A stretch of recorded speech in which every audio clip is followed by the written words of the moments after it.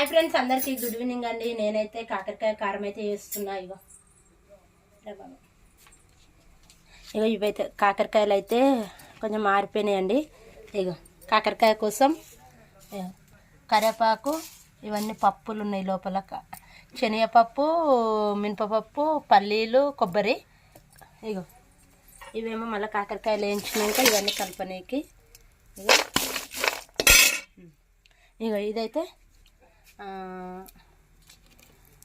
ఇది పుదీనా పచ్చడికి. ఇగో చింతపండు, జీలకర్ర, నువ్వులు పుదీనా పచ్చడికి. ఒకటి కాకరకాయ పచ్చడి, ఒకటి పుదీనా పచ్చడి. ఇదైతే పుదీనా పచ్చడి, ఇది పుదీనా పచ్చడి.